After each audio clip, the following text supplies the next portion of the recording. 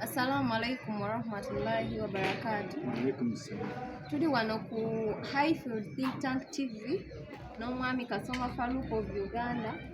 Atwogera ku nsonga lwaki abawala ennaku zino releasinga nude videos and pictures ku social media.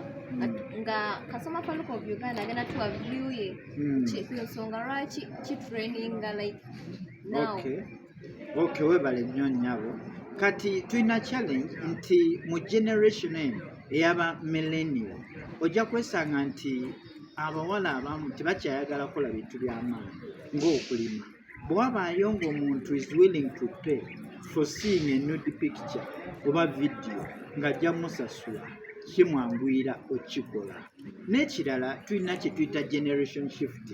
Mu generation shift kitegeeza nti ensi ekyuse nti abantu bye baagala okulaba byebyo. Ku social media onooteekayo ng'abantu balima, abantu bali mu kulunda nkoko, tebitrendinga. Ne nude pictures ne videos bitrendinga ki nnyo. N'ekirala okubeera nga moral decay, abantu bavudde ku ddiini.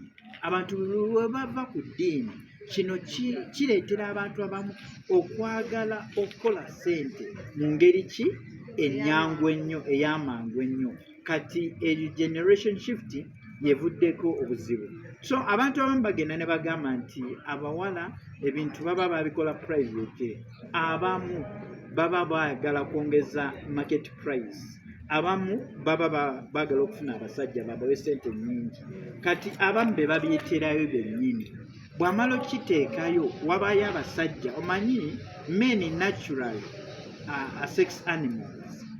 Abasajja abamu bw'amala okulaba nude picture oba video, waliwo abagagga bakola n'empaka nga bagamba njagala omulaba omwana oyo, nja muteekamu ne bwe buba bukadde bubiri mufunemu olw'okuba amulabye. Kati waliwo abawala nga baagala price yaabwe, price tag egende waggulu.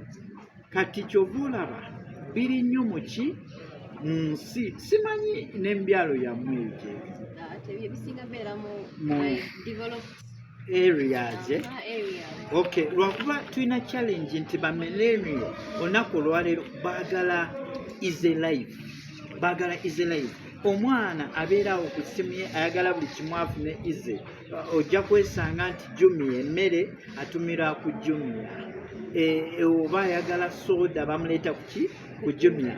Ne weesanga nti generation shift yeereese obuzibu. Naye to calling upon the flamers abali mu nsi okubeera nga bayina okulwana batereeze generation.